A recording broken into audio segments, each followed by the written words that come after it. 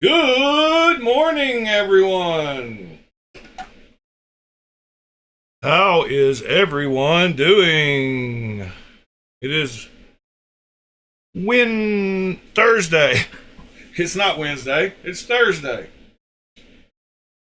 And I'm a little nervous about doing the heat treat on this knife, but we'll learn from it regardless of how it goes. Just like Pete said. Yes, it is time to heat treat. I have been looking at things throughout the night, and the main thing is to just get it to the temperature where it's just past magnetic with carbon steels.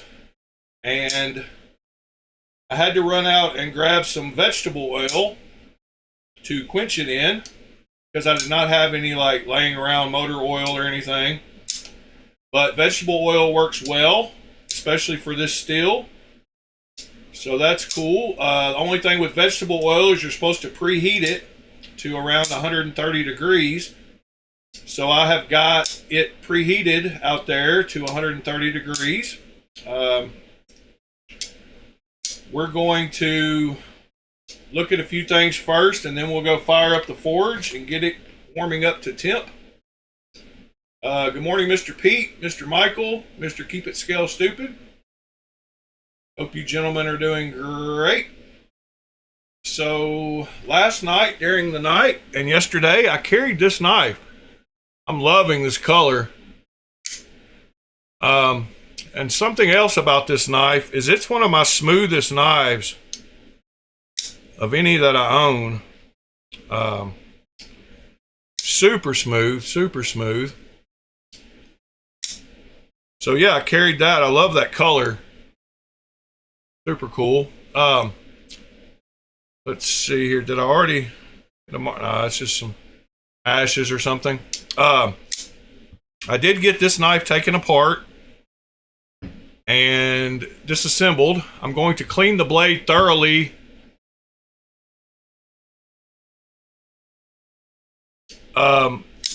Mine had super strong detent. You remember when I first got it, Pete? So I adjusted the lock bar on mine, and now it's just like silky smooth.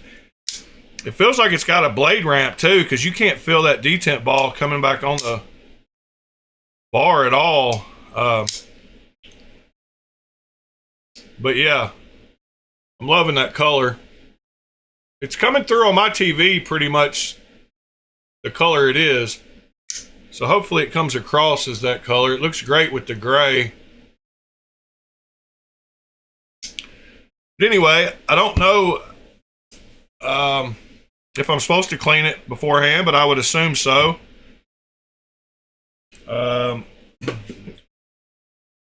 So let's see here. Oh, I had a couple more things I wanted to go over before we got into the heat treat.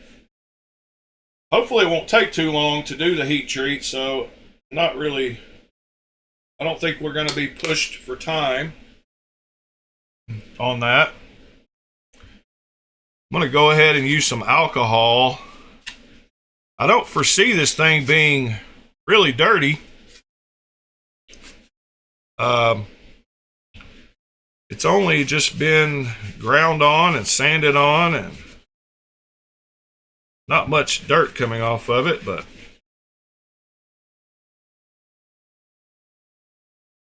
thank you, Mr. Keep It Scale Stupid. I'm hoping that during the heat treat process, we don't lose our little plug in the forge. I'm hoping the little plug kind of melts into place, but I guess we'll see how that goes. I do have it sitting in there where it needs to go. It is a little loose though. So there's always that. I believe that was around 88 volts, Michael. Good morning, Mr.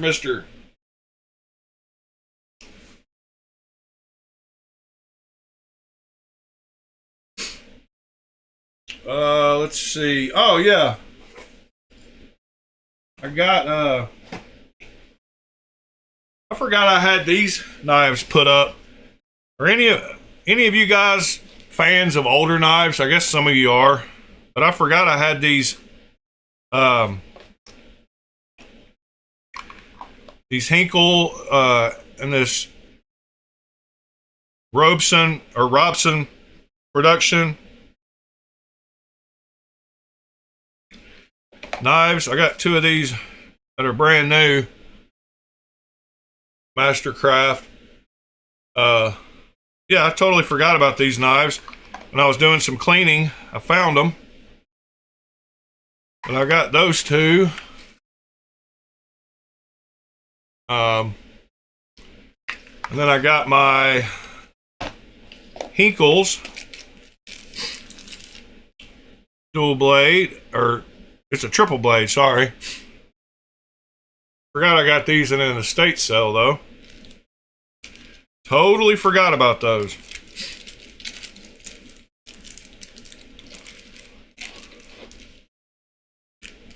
Am I going to dye it? No. I'm going to leave it to Tiffany blue for now. And then I got this mason knife.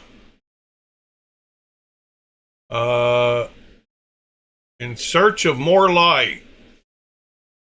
I forgot about that one too. I think this is the only one I'm going to keep. And I'm going to sell those other three. So yeah, those were some knives I forgot about. And then yesterday in the mailbox, I got a knife that I'm going to shoot a review of right after this video. And that is the new Monterey Bay knives with their new red bags. I don't know if they're new, but I haven't ever gotten one. But this is actually how it shipped. It was just in one of those little padded envelopes.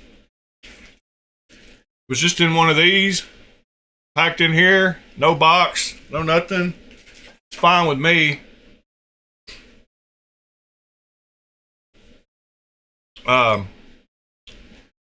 The Masonic knife, a salute to Freemasonry, limited edition case. Not sure. I just got it because it was kind of weird, you know, because it's Masonic. It looks like it is unused, but it's just a slip joint that I can't get out of the box.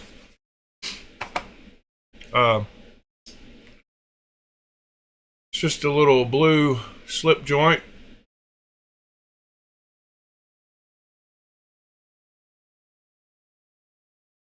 Pretty cool.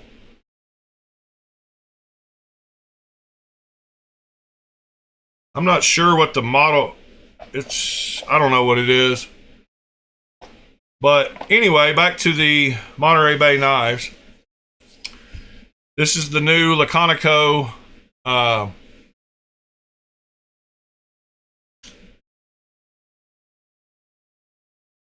Old Guard. Yeah, Nick, I do like the fact that it starts with a G. That's great. But here's what you get in the bag. You get the towel. You get a full set of hardware. No lock bar insert. This knife does run on washers, not bearings. But I love when they include extra hardware.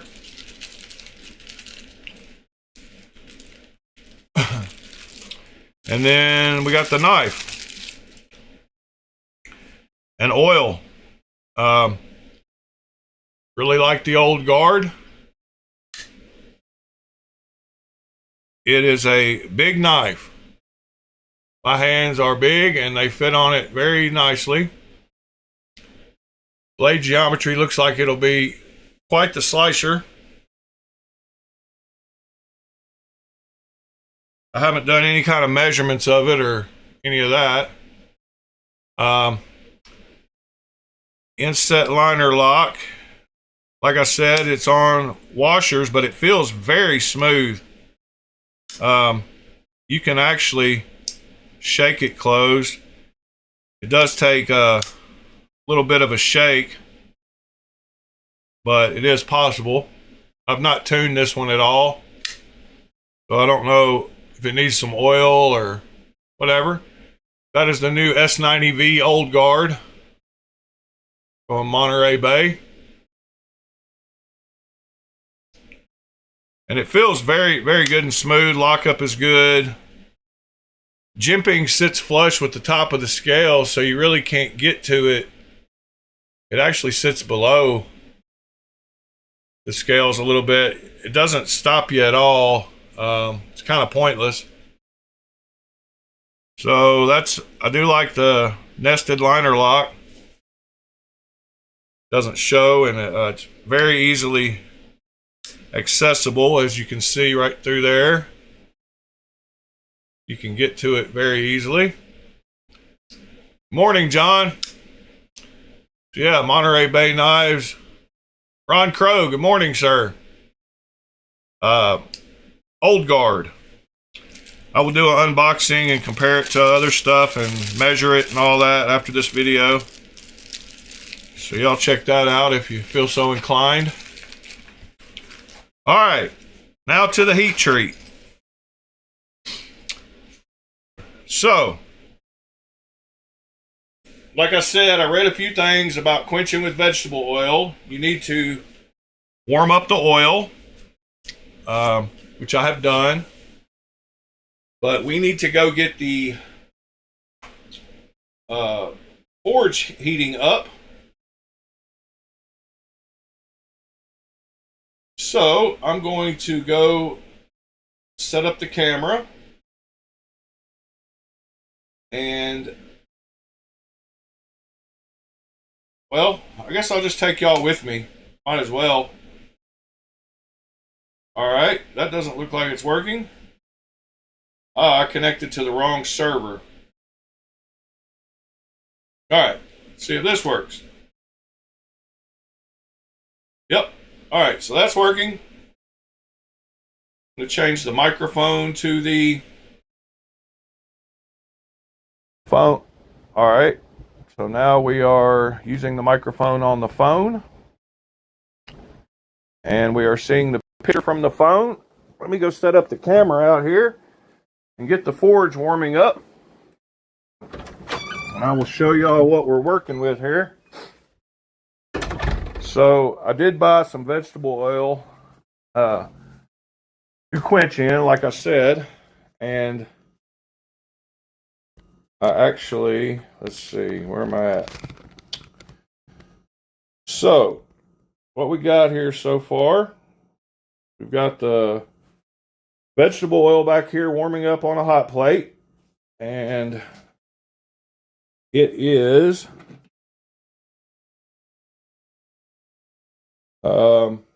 right now it's at 115 degrees. Well, it was. So I'm going to turn it up just a little bit, get it warming up a little bit more. Yep, 113, 115.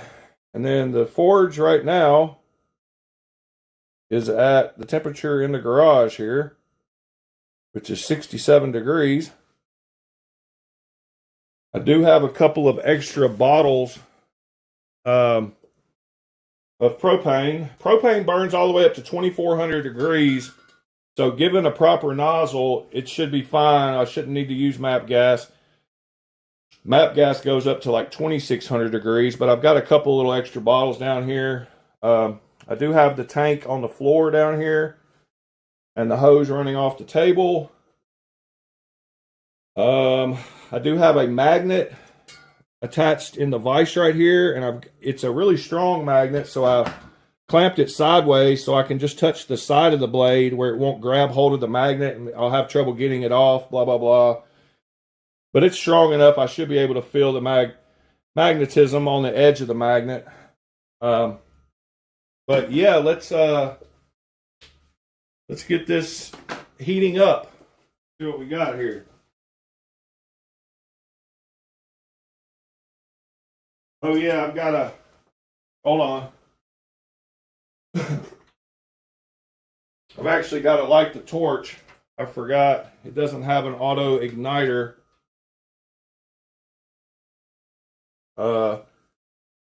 So see what we got here. I've got another little torch right here, and I'm going to use to light this torch.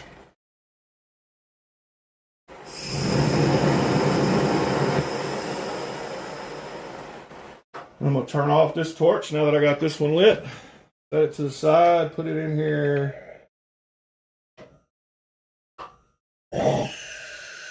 Uh-oh. Went out. I knew that was probably going to happen.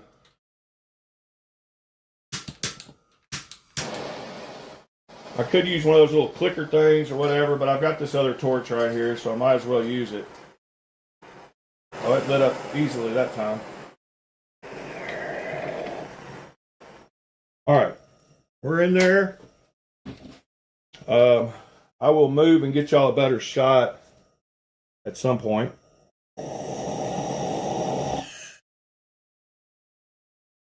Why did it go out again? Must be the air mixture. We'll get it figured out. Like I said, we're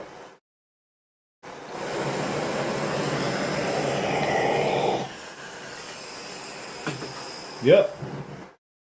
Because of the air mixture.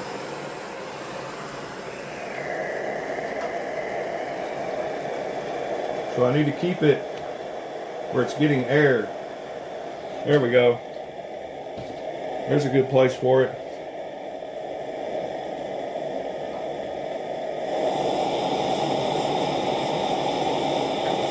Oh, I also put a brick on the back. I don't know if you can see that. And I hope y'all can hear me, but it has really got a lot of flame coming out now. So we will give this one a couple of minutes. We will check the temperature of it. I'm going to stand out here with it just so I can tell how quickly it's heating up.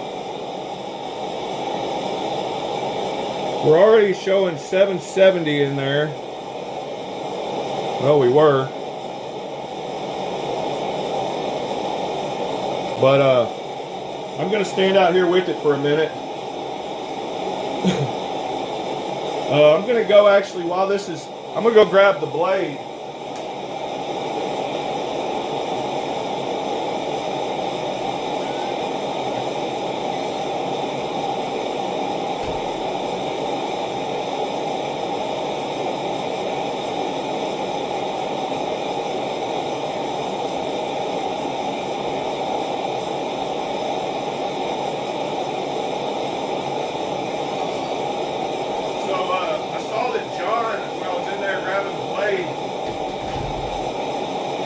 John asked about dry ice. You don't use the dry ice until after the heat treat.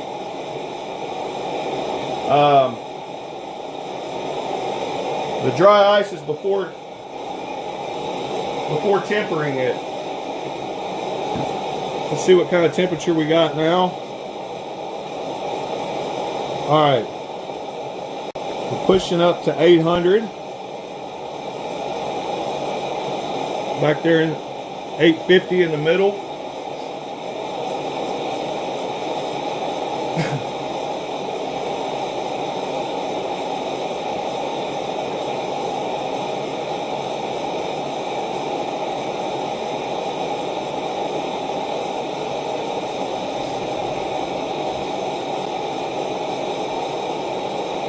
Yeah, it's heating up good though.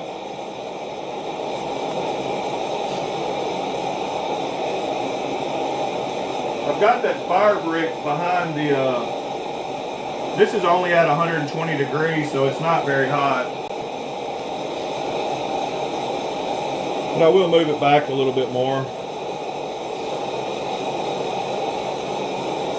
Let's see if I got this cranked up all the way.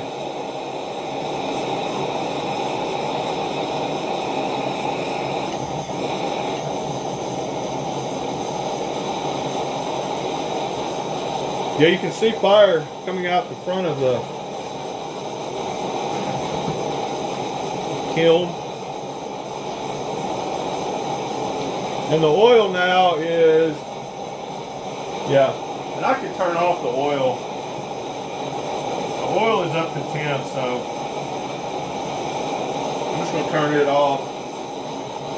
It'll stay warm. It was showing 150 degrees and it only needs to be 130, so.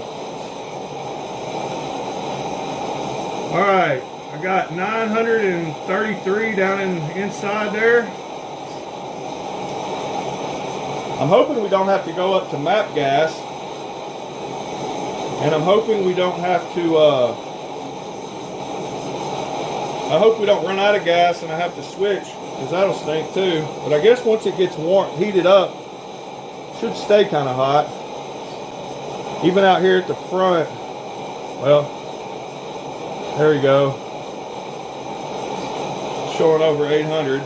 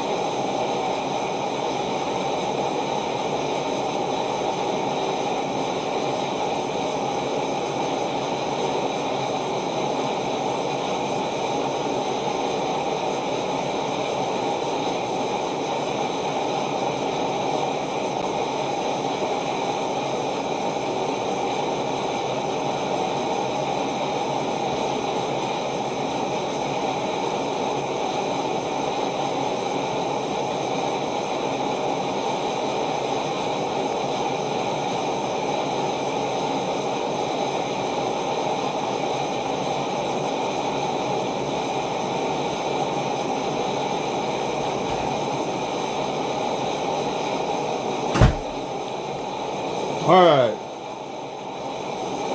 we're almost to 1,000 degrees. I kind of want to put the blade in there and see how if that helps spread out the heat.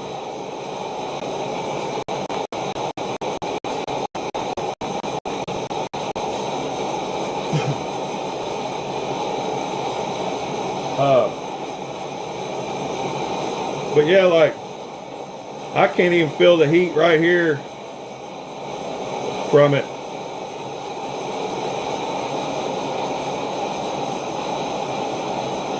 We're almost up to 1,100 degrees on the inside there.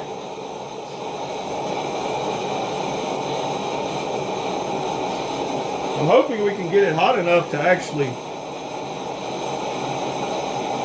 make it work.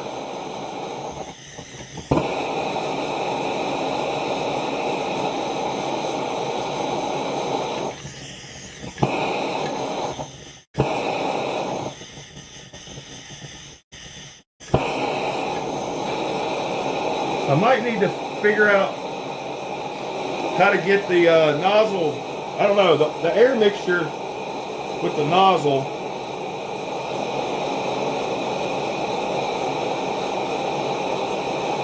Yep, we're at 1,100 degrees.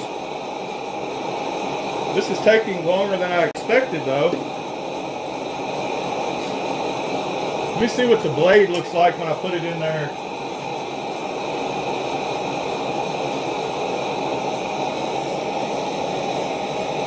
Because we got to get it up to temp anyway.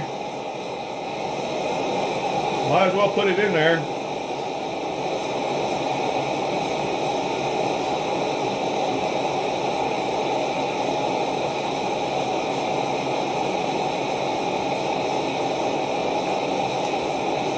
Let's see if the metal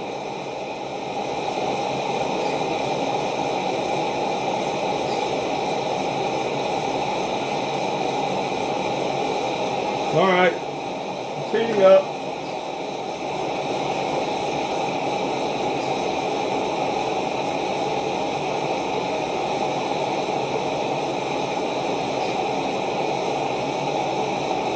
It's taking a lot longer though than I thought. So we might need to rethink the forge thing and spend the 70 bucks.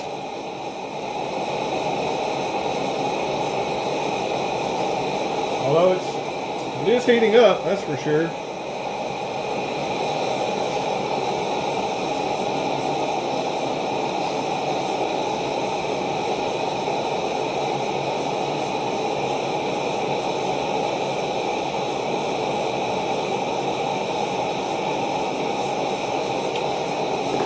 Yeah, I don't know.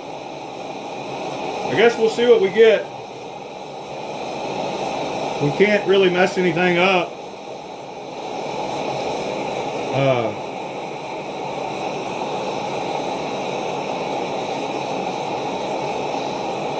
And it is getting hotter in there, so I'm more worried about the blade part getting tempered, heat treated than the handle. So, and like I said, we're all just learning. We're up to like 950 degrees now.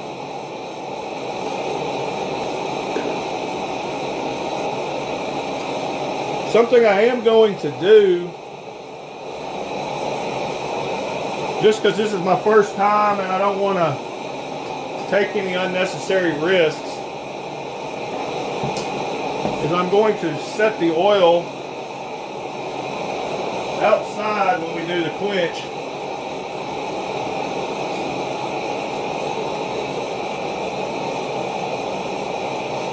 Because, you know, I've seen them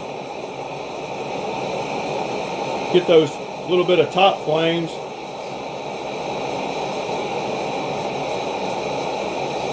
Yeah, I don't know if we're ever going to get hot enough though. I might have still not got the proper nozzles, or I might need to add a second one. We're glowing red. I don't know if y'all can see that because of the lighting. Let me show you here.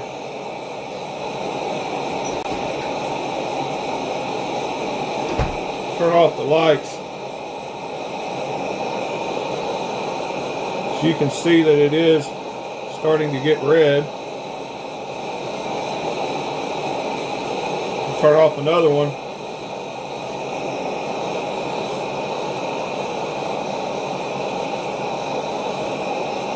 Hopefully y'all can see that.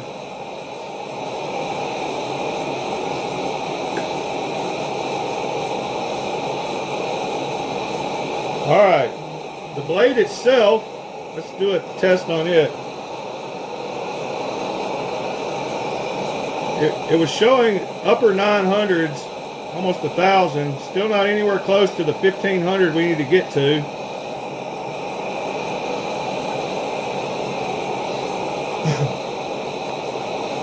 But like I said, we're learning. Might have to reevaluate the forge. Might need to make a little tube that goes around this nozzle that it extends the length of it so that it'll get more air. I've got it sitting out to where it's getting proper air, but I don't know if the flame is getting in there like it should because of that.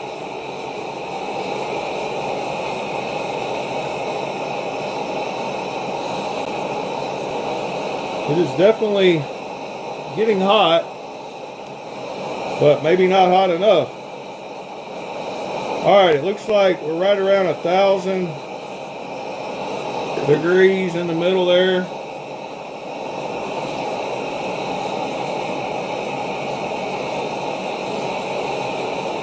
I just don't think it's going to get hot enough. To tell you the truth, I might need to find my map gas. Try that as a last result. Showed 1,050. I think my map gas is laying right over here. Let me go check.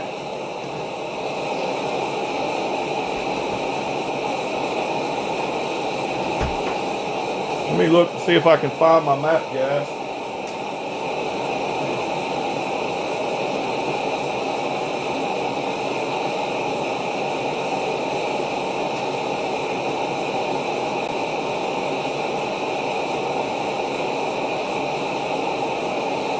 I know when I read, they said that propane would get to 2,400 degrees and map gas would get to 2,600 degrees, but maybe that extra little oomph might help us get us there. I did find it, by the way. So I'm going to stop this for a second. And I'm going to switch bottles down here. So give me just a second.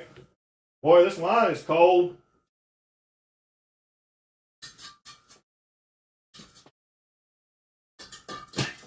Alright, got the propane off. Putting the map gas on. Wow, this hose is cold.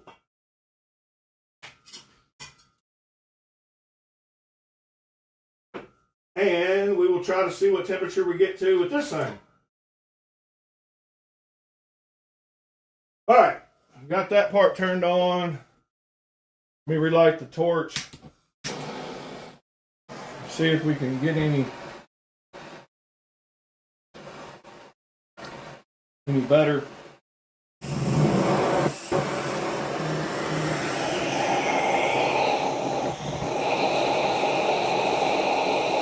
Alright, now we got the map gas going.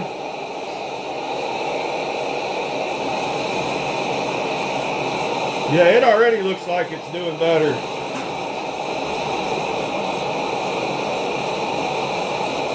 Hopefully it gets hotter.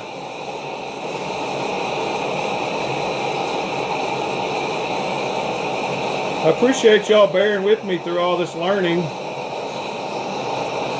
We're all just learning together.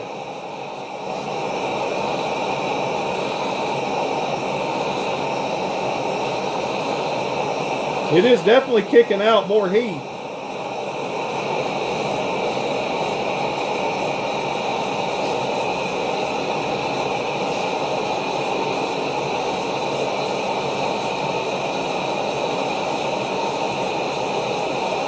I don't know, guys. I don't know if we're going to accomplish it today. Might have to rethink. Add a different. So, I think it could be because of the nozzle placement. I don't think I might have it in there far enough, but when I put it in further, it cuts off the air to it, and it doesn't want to keep burning. Oh yeah, but we're up to 1100 degrees already with this gas. So maybe this gas will help solve our problem.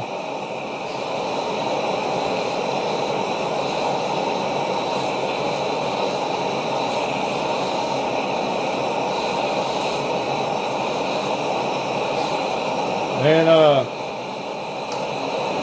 it is definitely still magnetic, as you can see. But that worked good. It didn't stick. I stuck to it enough, but it didn't hold on like for dear life.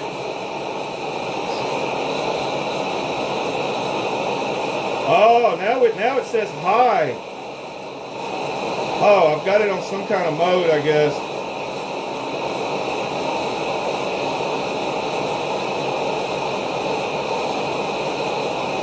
Well, maybe not. Maybe it only goes to. I didn't even check this gun to see if it goes up high enough.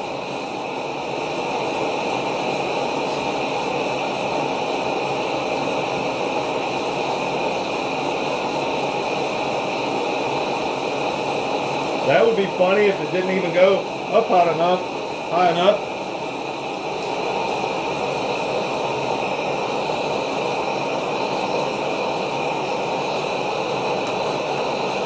Definitely still magnetic.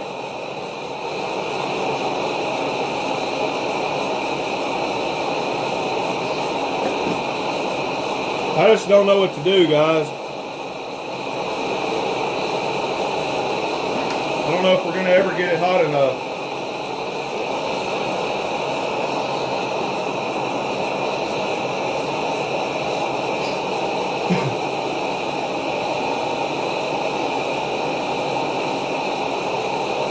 The forge looks like it's getting brighter on the inside, that's for sure. But like I said, my temperature thing,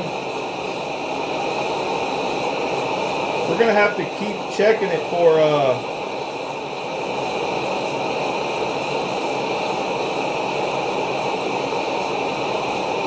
magnetism.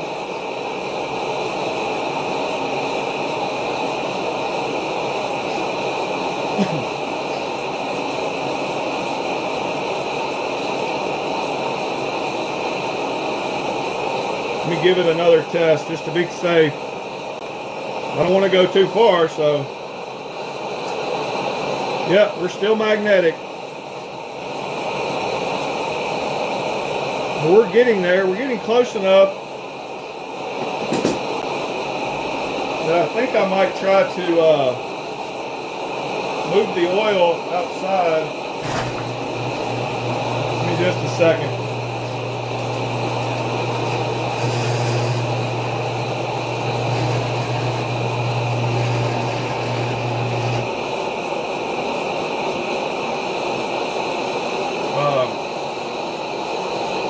We'll let y'all focus on the forge for a second.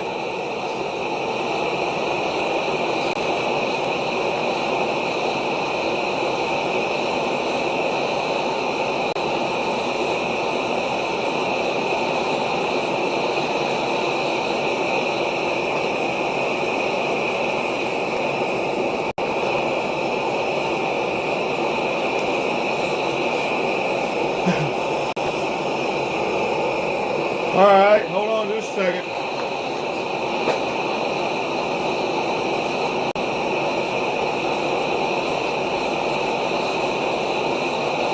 All right, I'm gonna close the door back.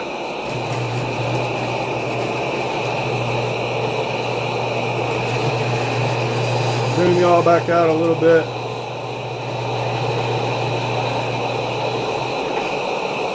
That looks pretty good.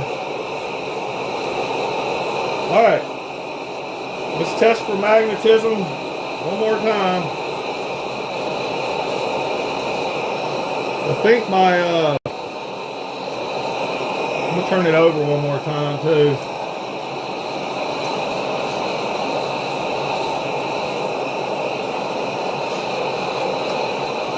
Still magnetic. I have no real idea of how to check for temperature when you get to that high. When my gun, I guess, doesn't go that high, because the gun is just saying high when I see how it says HI. So I think that means at least 1100.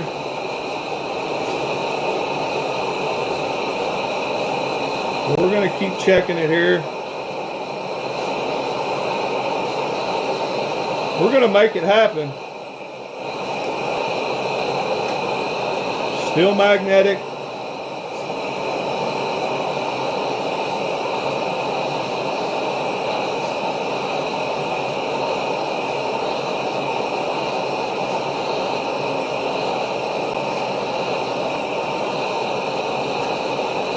Barely magnetic. I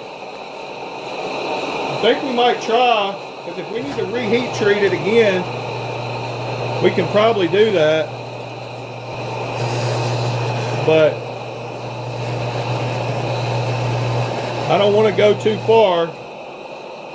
Y'all know the dangers of going too far.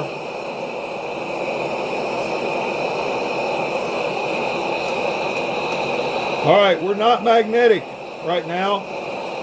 So I'm going to try to take the camera off of here and let y'all follow me to where I drop it in the quench. All right, we're not magnetic. We're going to drop it in here. And there you go. So, I had this plugged up and staying warm out here. But yeah, I think we're done. Maybe. Let me show you all the inside of the forge. So we did get to non-magnetic. So I'm going to let that cool off for just a second.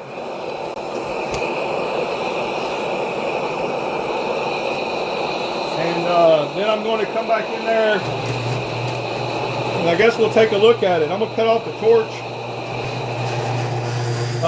Here's what I was saying though.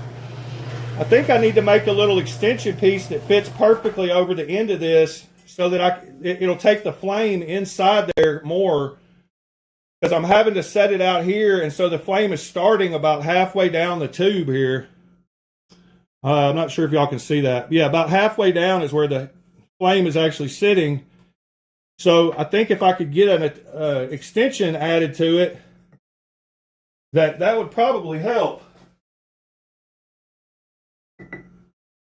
I've got all the gases turned off.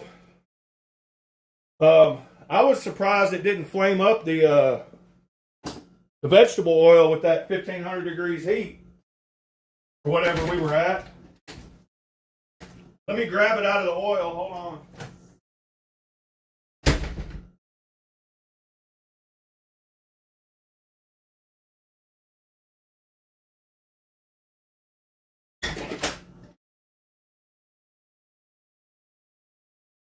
Let me grab something to put. I don't want to get oil everywhere. Hold on just a second. I got to get like a paper towel or a towel to grab it with. I'm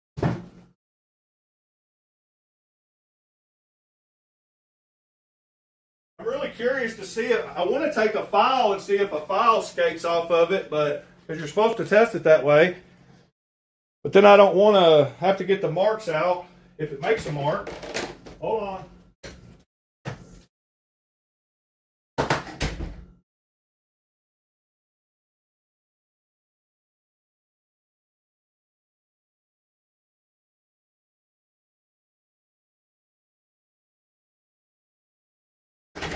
All right, I got the blade. We're going to go back into the main room. Got everything turned off. We're all good. So I will see y'all in there in just a second. Grab my coffee. Blade is still a little warm.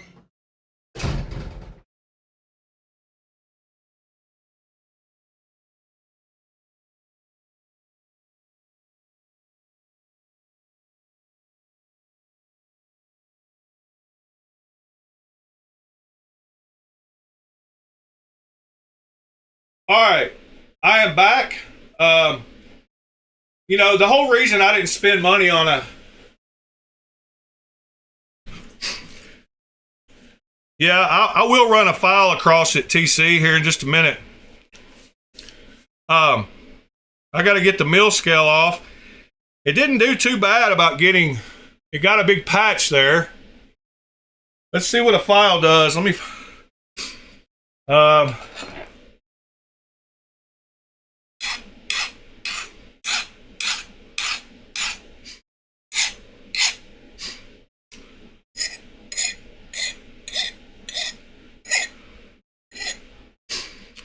I don't know. It feels like it's skating off. I guess only time will tell. You can see the mill scale. I didn't want to invest money if it's not a hobby that I wanted to get into.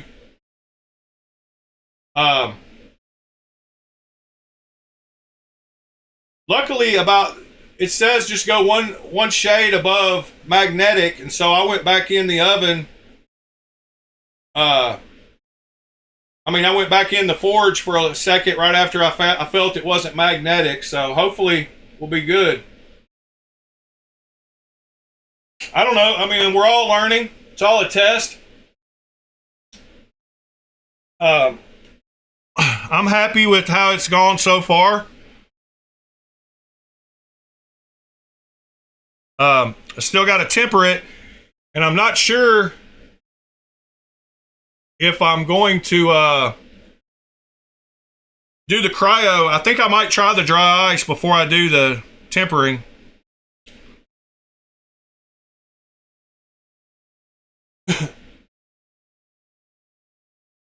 Yeah, thank you, Andy.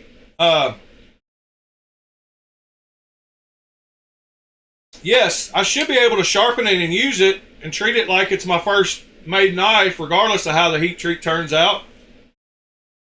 And this is all just for learning anyway. So I'm super happy with where we're at as far as learning what we've learned so far.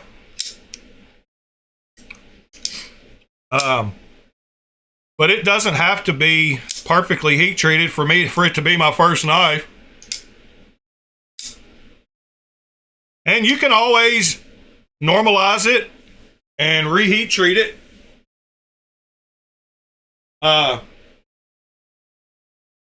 So there's nothing saying we can't fix it later.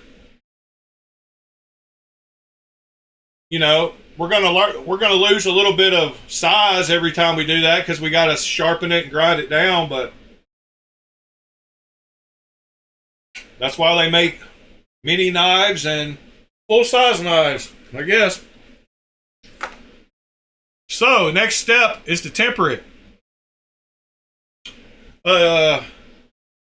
John?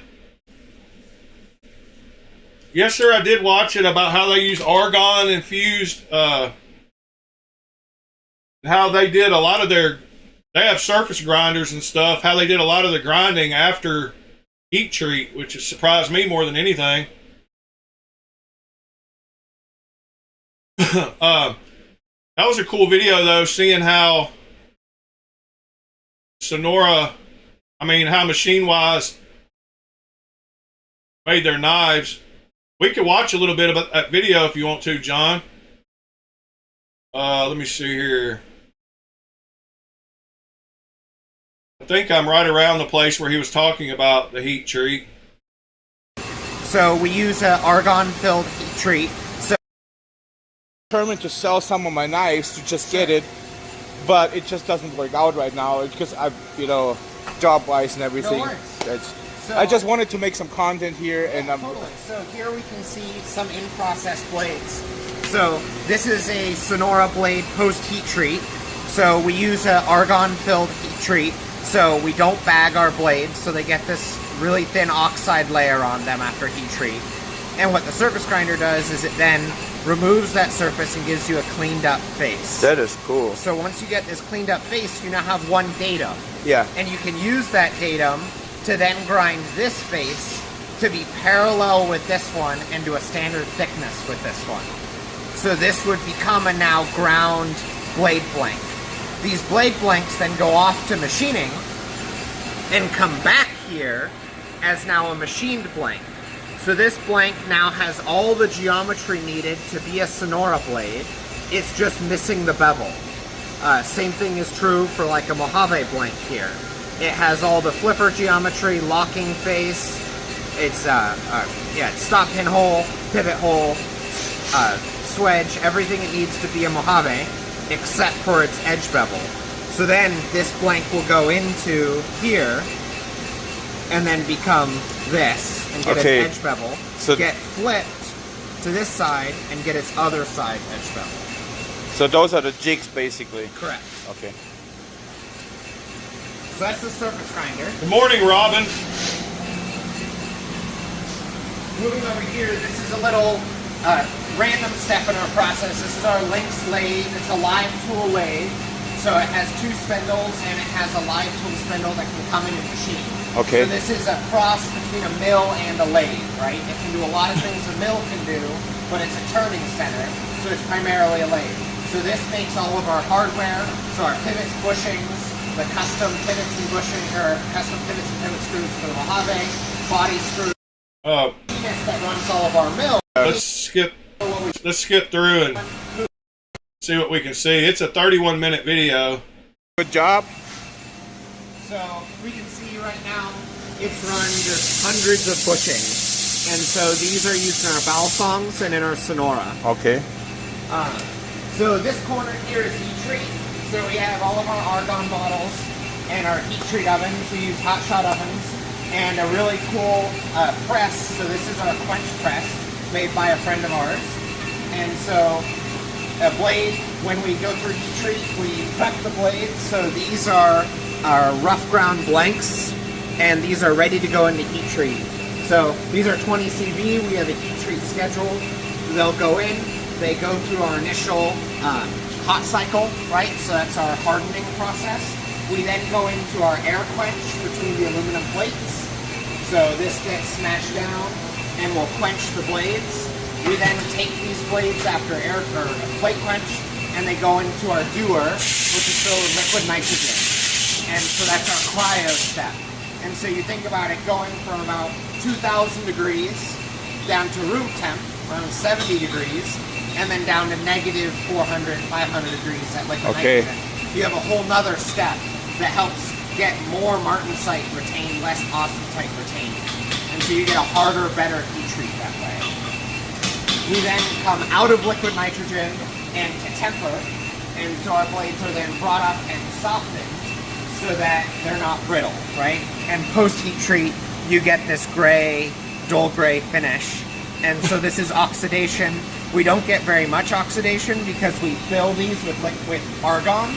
And so argon is a noble gas. It doesn't allow oxidation to happen. So this level of oxidation happens. Yeah, that's all super interesting. Pull it out of the oven and go into quench. Okay. Because it is reacting with oxygen in that time. So how many of these blades can you fit in one of these ovens? So we typically do a ceramic block like this. So it's about 20 blades at a time. Heat treat is definitely not where we get backed up. We try to heat treat in mass. We move through a bunch of blades because we have a high reject rate if blades are not hard enough. Yeah. So it's best to do this in bulk and get as many blades up to the later processes as possible because this is a science, but also things can go wrong here. Of course. So throwing away a batch at heat treat is not. Yeah, it's expensive. All right. So then we get to the mill. This is our oldest mill. It's the mill truck. Yeah, so then he goes into... And it makes it a little softer, right? That's the and the difference between these two is we now have a reference plane. And so... Now they can square them up. If y'all want to watch milling videos, you can watch that. We'll see the handles. Or Mojave handles. So the Mojave starts as a blank like this. These blanks are not side dependent. And then we get out a finished Mojave handle set from these blanks. Well, look at that. So they use the same blanks. So they use the same blanks over here for both sides. They made it big enough. They're wasting material. Well, whatever. They're wasting a little bit of material because they're not making them two sides for each side. They're making them where they can mill both sides out of the same piece, which is pretty cool. And so like you can feel how light this is. Wow. I'd say, I mean, if I go what I know in grams, I would say, what is that, like 20 grams maybe? Yeah, it's nothing. Wow, that's cool. So this machine spends most of its day doing this. This guy also does our Serif product line. So we don't have, this is a fully loaded pallet ready to go. So this is our Operation 1, which is one of those full blocks. This is Op 2. And so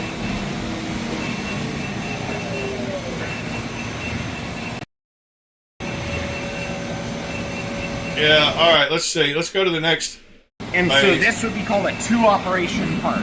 Op 1, Op 2. So you can do 4 at a time? Correct. So here we're doing 4 Op 1s, 4 Op 2s, and then this is likely clips. So over here we're doing 4 Op 1s. It's likely actually 1, 2, 3, 4 clips here, and then doing 4 Op 2 clips. And these are the tabs we use to fixture the Mojave. Op 1s running through and Op 2s. And so this gets loaded in, and this pallet is a piercing pallet, and so it has a fixturing system where it reloads accurately every time it goes in the machine. So you're able to pull it out, reload it, put it back in, and the machine knows where this pallet is. Same thing is true for Mojaves. So we have lock bar inserts and then Mojave blades that are going through process. And Pretty cool. it is our newest mill, and so it's currently responsible for Sonora handles. So Sonora handles are pretty cool. It's just now 100 or so, they're better, they're improved. So the detent ramp, and we made it a lot steeper and changed some other geometry Okay. to have a more authoritative detent.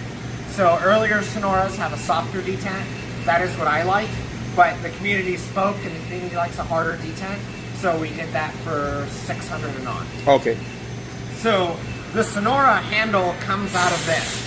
So this is a block of titanium, and then it becomes this. That's interesting. And so it is an integral handle. Yeah. So it takes a lot of material to make a Sonora handle. Which what makes the machining or makes the price so high. Correct. In especially US. Take this block of pie, and it goes in op 1. It then, from op 1, becomes this. This gets flipped and goes into op 2.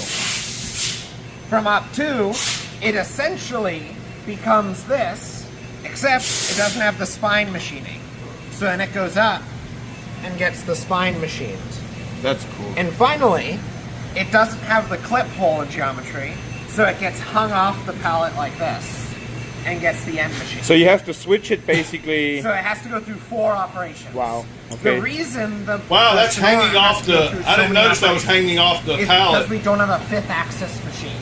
Right. So a 5th axis machine would take this piece and it would hold it from the end, and it could machine this face, machine this, and it could rotate it like I am with my hand and machine all these faces. We have 3 axis machines, which means that they can only go in 1, 2, and 3 axes. Right? So how much would the price be? Like, I don't know how much this machine costs, but this machine costs about 160 grand. Right? how much would be a 5-axis A machine? 5-axis starts at about 500,000. Holy, okay, yeah. So, Okay. Super cool seeing this whole process. He's good at. Shop checkout is used to then clear this part to say yes, the machine shop has approved this. It is okay to go to front of shop, or they scrap it out here. Okay. Yeah, if y'all don't mind smashing that like button like Pete said, that'd be awesome. Process. Thank you, sirs.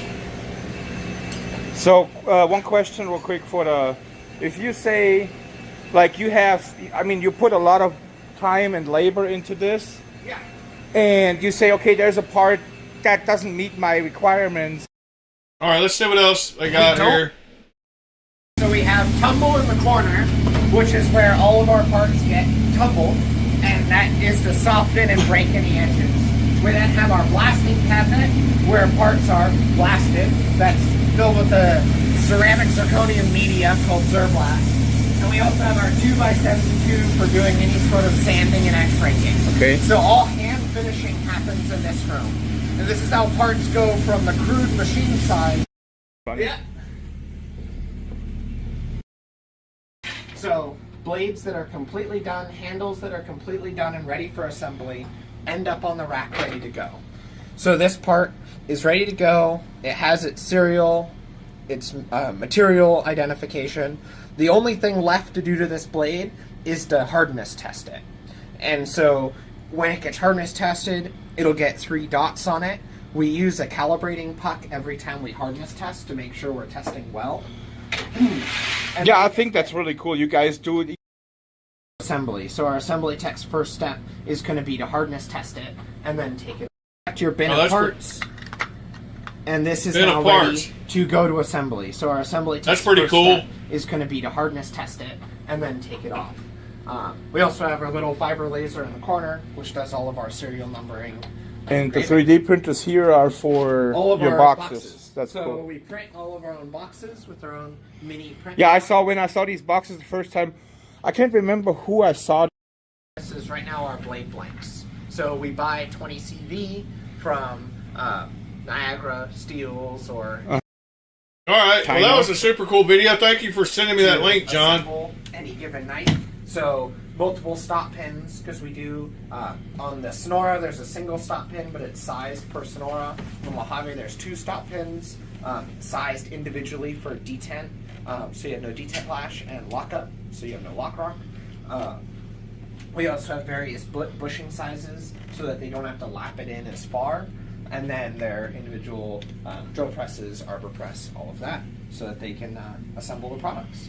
So, volume-wise, how many do you do currently? Like about 20 a week or so? That go up on your site? Our goal per week is 50 products. Okay. Right? Right now, that is manifested as 10 serifs. Serifs is our premium balsam, 20 sonoras, and 20 mojave.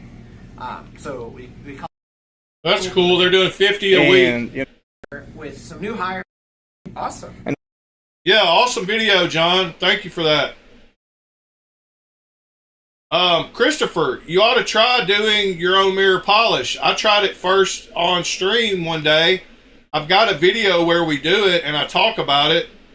And just like Robin said, if you don't like the mirror polish, you can always stone wash it, acid wash it, put you some a satin hand grind in it. You can do all kinds of stuff. So don't think that you can't reverse it. All right. Well, it's definitely room temperature now. I need to go get some dry ice and let it soak overnight. And then start getting this mill scale off. Temper it in the oven. We'll do that on video too. I'll show that. Any of the steps I do, like putting it in the dry ice, I'll record a video.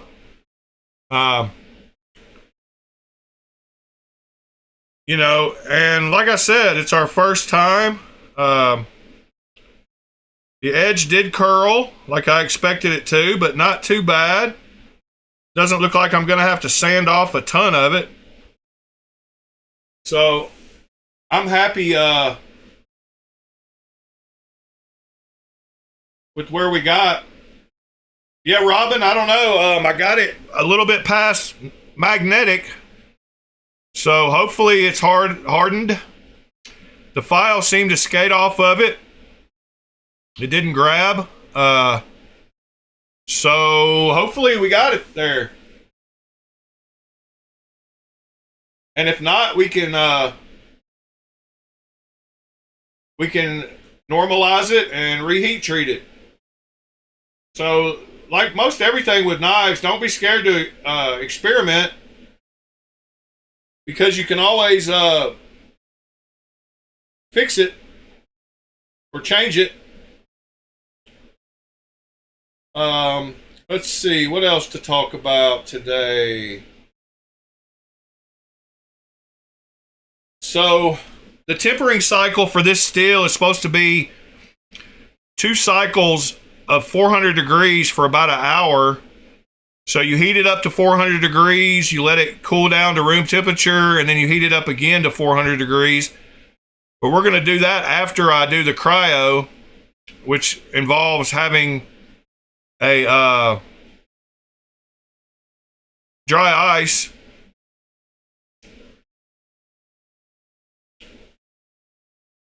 I'm happy with it for it being my first knife ever and not really knowing what I'm doing. And the map gas made a difference for sure. I guess we were talking out max temperatures as opposed to how quick it'll get to temperature are 2 different things. So even though propane will get to 2400 degrees, and map gas will get to 2600 degrees, I think the map gas would reach its temperature faster, which helps with the little forge like that. And I'm happy with spending $15 on that little forge instead of spending $70, $100 on a forge that I might not ever use. The fire bricks seem to help a little. Like I said, I probably did not get this end right down here. Well, I definitely didn't get the end where the lanyard goes hardened, but it doesn't need to be hardened. But the blade, I feel very confident in. That's pretty cool, John.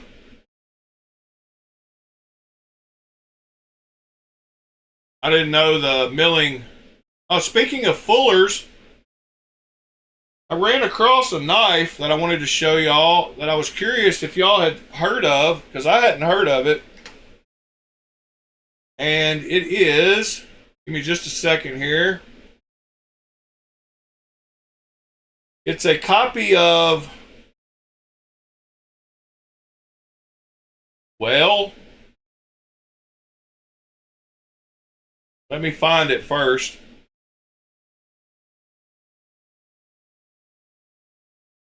All right.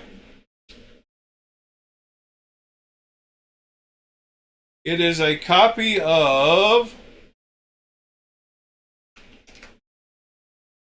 hold on just a second. I'm doing a little bit of behind the scenes action. So it is a copy of, I guess I'll say that a few more times before I actually find it. A David Mosier. I haven't heard of David Mosier knives. But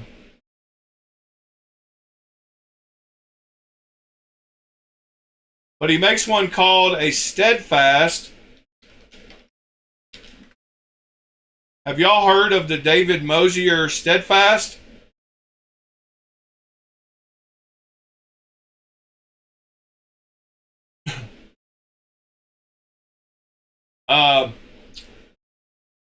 Let's see.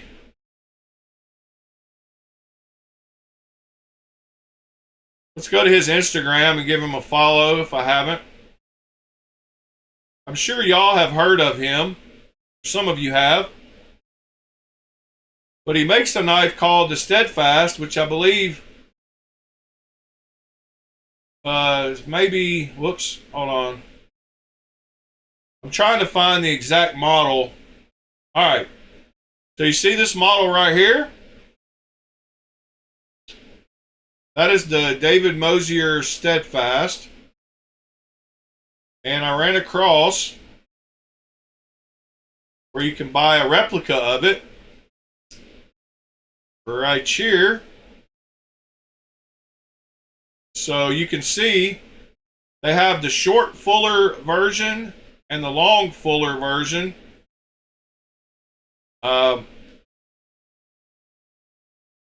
And I kind of like the way they look. So they have, let's see. There's the long fuller version that matches the one in the Instagram there. But it looks like a pretty cool knife. I've not heard of him. But it's $81 for the short slot. Let's see. The long slot is also $81. And then I found another one that I liked on the same guy's page, which one I found out won Knife of the Year. And I didn't know this either. But it is a Shirogorov and someone else's combo. And I think I like it better. It's a Shiro that I didn't know about. And it is this knife. But this one, the Blade Show 2025 Knife of the Year Collabo. And let's see if we can, there we go. Super cool looking knife. And if we look up Shirogorov Collab Knife of the Year, Blade Magazine Knife of the Year award winners, it is the, right here, the RKMP. So I don't know how I missed that one. Kind of wild to me.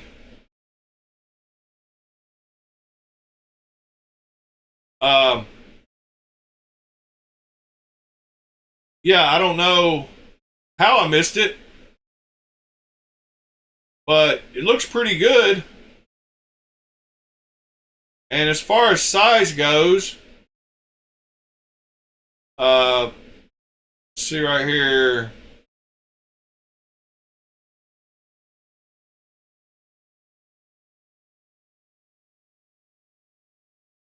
It has a 3.5-inch blade. So that's good. It looks adequately big. I like that one a lot. So I messaged the guy, of course, because as you see on the blade here and on the title, it says M390 steel blade. And up here at the top, it's marked M390. And this is one of those cases where I knew there's no way possible that for 81 bucks you're going to get real M390. So this is just like we talked about yesterday. And so I messaged the guy that runs the shop,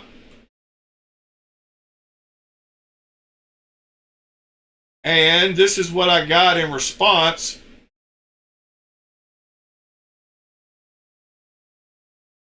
Well, I got a response from him. He was honest with me. And he said that it was 9CR 18 MOV.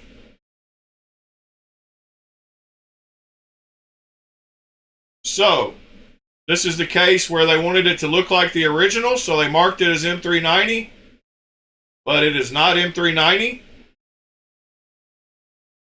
And that is that.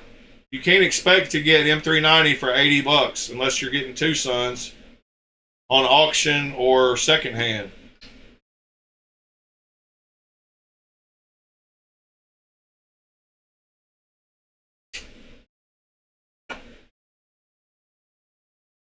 See you later, Ron. Have a good day, sir. But this guy's store had some interesting knives.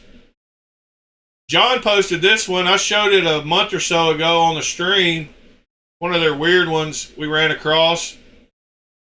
I don't know how I feel about it. It's tip down carry only. Maybe not only. Maybe you can put it down here. Yeah, maybe. But that's a weird knife. John showed that one. That same store has that knife. But they've got a few knives that I haven't seen other places, which is always cool to run across. So many knives available nowadays. But yeah, check out their store if you haven't.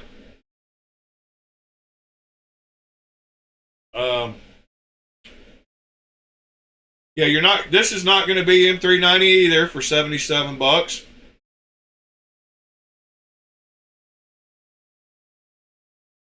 But anyway, yeah, there's that. So, I'm going to run to Kroger when I get off the video and buy some dry ice, and I will shoot a video of me putting this in the dry ice. Yeah, still a nice knife. I don't care. Like I said, I don't ever use any one knife that the blade steel just really drives me nuts because it doesn't stay sharp long enough. I love my Tucson's though. If you want Tucson's with M390 for 80 bucks, I mean, if you want M390 for 80 bucks, you might as well go with Tucson.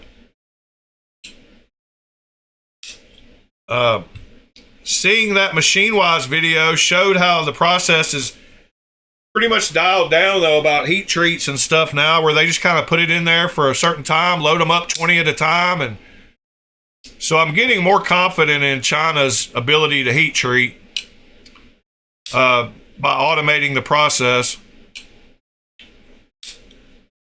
Once we get this tempered, then we'll have to start sanding it and getting an edge put on it, and then do final assembly. So that'll be awesome. I've got all the parts laying right here. But yeah.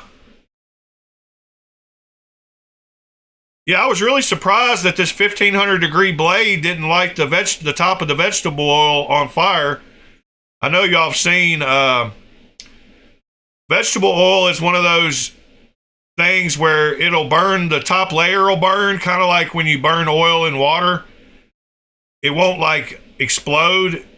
It will burn the top, and it'll pretty much go out on its own a lot of times. I know y'all have seen a lot of oils burst into flames when they drop the knives in them, but I guess 1500 degrees was not enough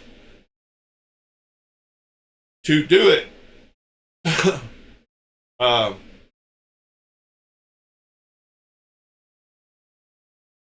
SG 1909 knife, I am not familiar with that one. Let's see what that's talking about. SG 1909 knife, and you're willing to drop a link anytime you want to into the chat, Christopher.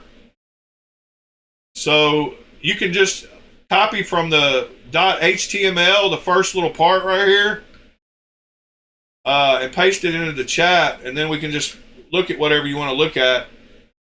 That's the only link you need to list. I have not gotten one, nor do I know anybody who has. But yes, I do like the looks of it.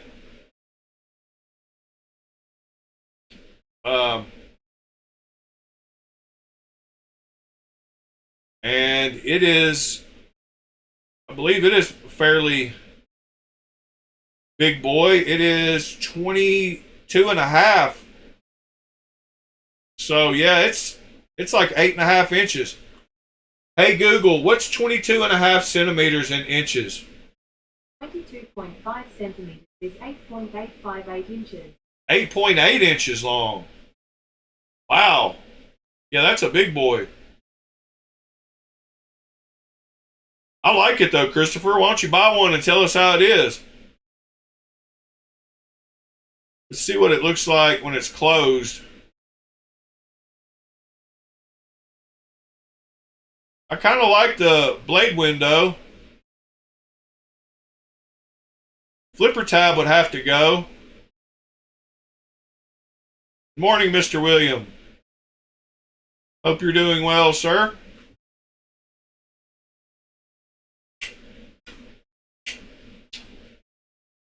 Yes, so I've got a couple of asymmetrical Beyond EDC, asymmetrical Terramundi knives. And I like them both. But they have that,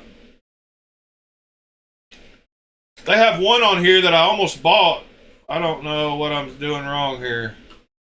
Am I spelling something wrong? Oh, did I spell it?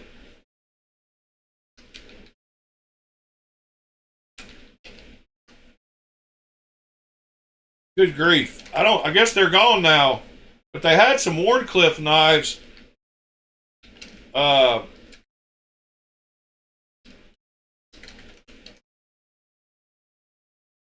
They had, can't remember what, yeah, this one. I had this one. I bought this one and then canceled the order.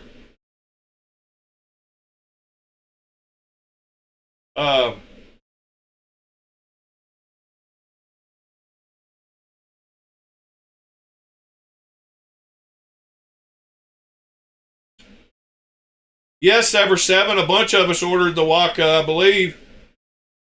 I know me and Andrew did. I believe John did.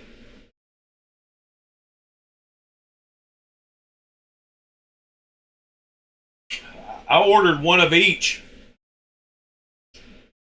And I find Sever, good morning, by the way. And I sent you a message about the knife that I was wanting you to check on for me.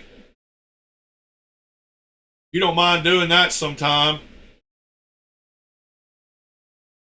Yeah, I'm not sure about the round hole with the stepped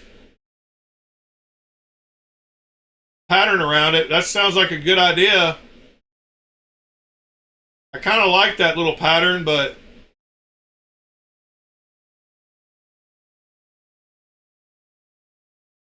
yes, Sever, the knife I was wanting you to check on for me was on Aurora blade, not exclusive folders. And it's the Arc Lord by Solus K in one of the two milled patterns, the diamond milling or the slanted groove milling. See if you can get me a deal on one of those two.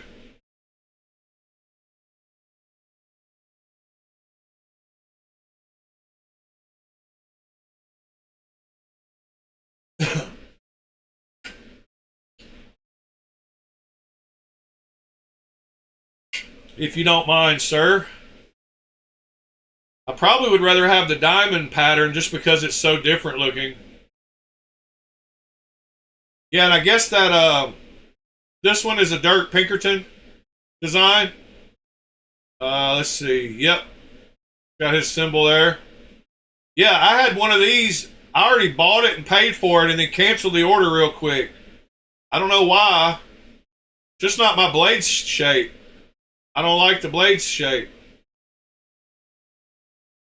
And I looked at the overall size of it, I think, but I had a code that dropped the price way down.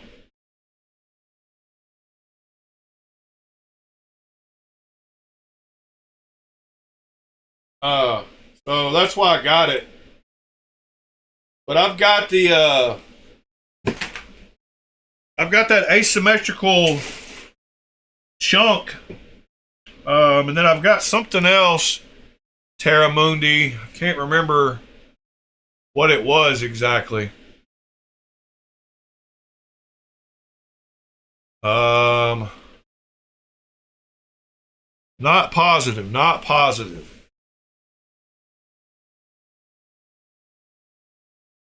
Well, all right, guys, what else are we going to talk about today? I've got to continue cleaning.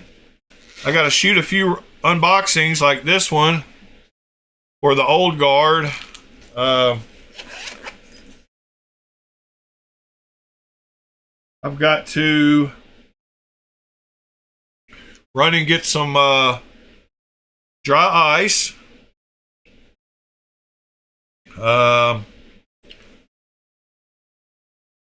What are y'all going to get done today, this Thursday?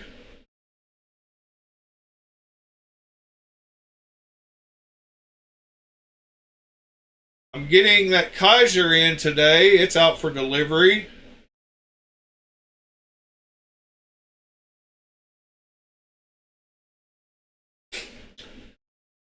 Yes, Sever, it's on washers.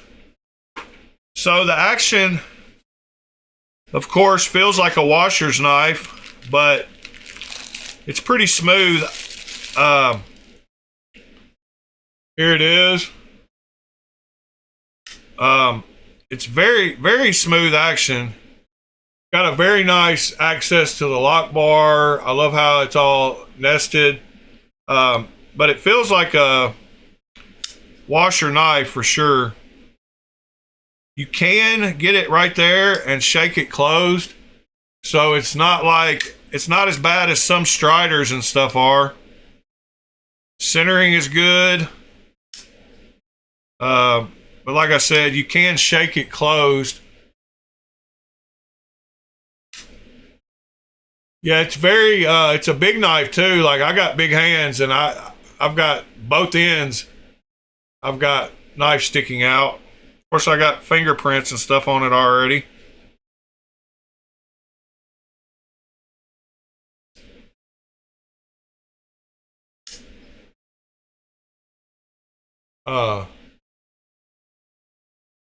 So yeah, it feels like a washer knife though.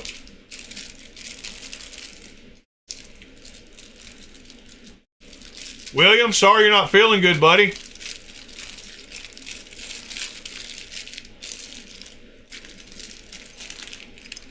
It did come with a full extra hardware set, except for the lock bar insert. And a nice new little red bag. So that was cool.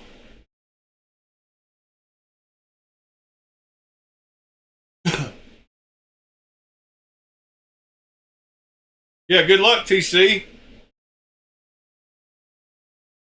Let's see, did I have anything else of note that I wanted to talk about? No, but seeing all those cool French knives yesterday was super cool.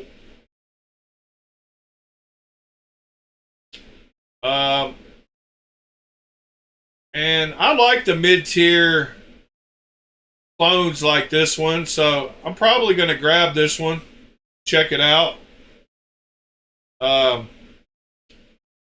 This one right here, especially if it won Collabo Knife of the Year, I got to see how it feels. See you later, Michael. I'm about to wind this one down anyway.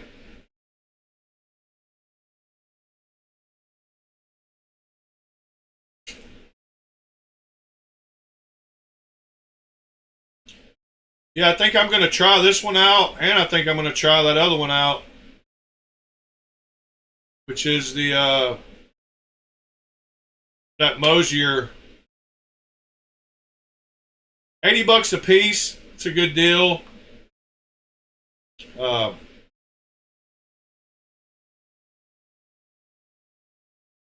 know, you can't beat that.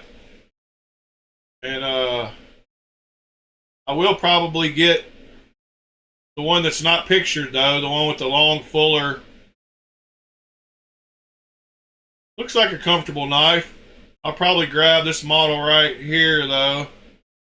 I don't know why they can't show it assembled with the fuller. I guess is why they have it as a separate picture here. Kind of weird.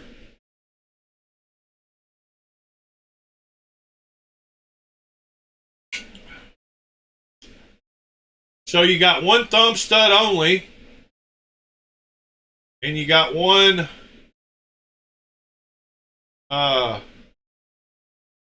flipper tab only.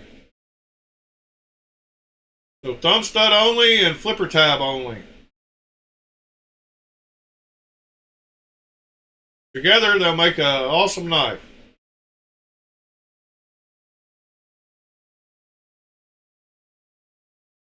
Robin.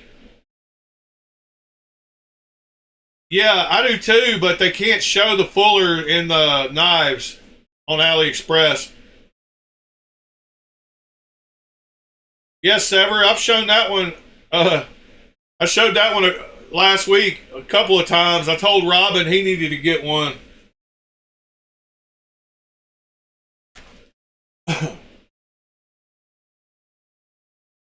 It does look like a Nutter Butter cookie, though. That's what I said on stream. And now John can never unsee it. It looks just like a Nutter Butter.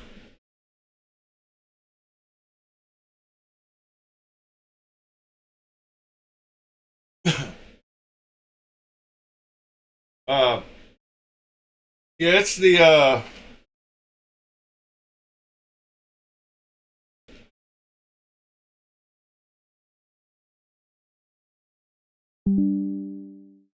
well, I lost connection, guys. Sorry about that.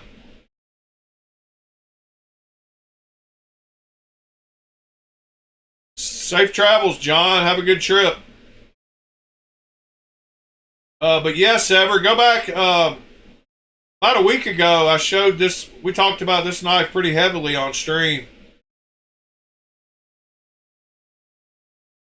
It's the Apocalypse Mech Force Alpha Hunter Apocalypse.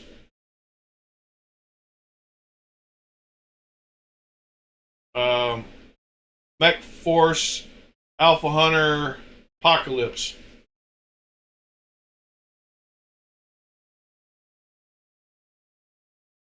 Yeah, I can't wait. I hope they have some for sale, like you said.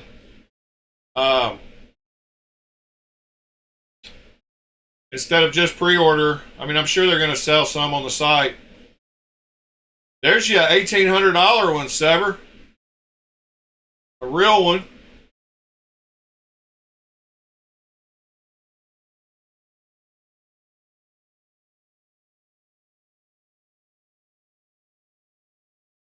Yeah, the Nutter Butter knife.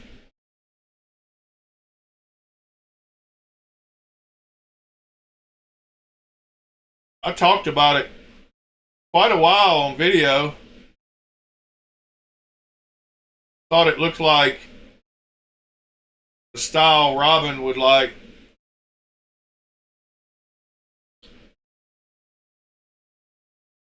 I love the blade on it though. Do I have one of these?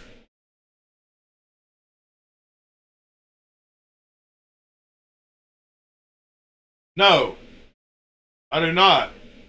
In fact, I don't think anybody does. Yet. Oh, that reminds me. I got a message from Kunwu saying they had sent out my my new Vertilock ring. What did I buy? So they have sent my knife, and I'm hoping I get it before everybody gets one. But I got they sent my my Gringo with the Vertilock, so it is on the way now. And I got of course, you know which version I got. Not that one. Why did I got this one, the orange peel. But that knife is on the way to me. Yeah, I don't think anybody has the new Vertilock Excalibur yet, except Metal Complex. They said they were going to try to get this sent to me since I had a YouTube channel before anybody else, so it's kind of cool. A couple days ago, I got the notification where they actually sent it. So we'll be able to check that out in a few more days.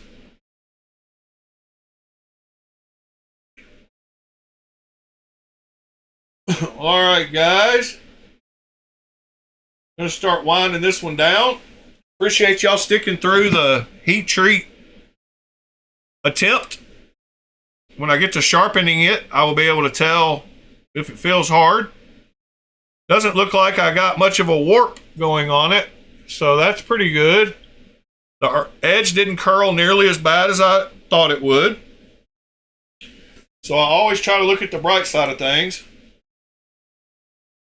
I suggest you try to do the same.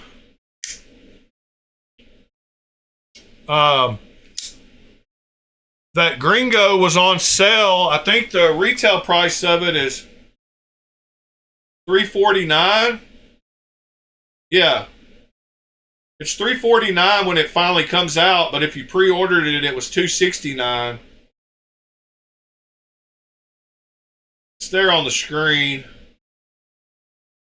It's behind the text, but if you want to check out that knife, you can go to this link and check it out. Anyway, guys, I hope y'all have a great Thursday.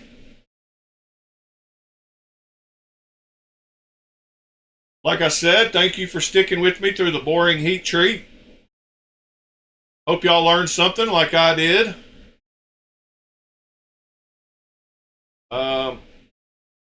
Appreciate y'all and hope y'all have a good day, and I will see y'all tomorrow.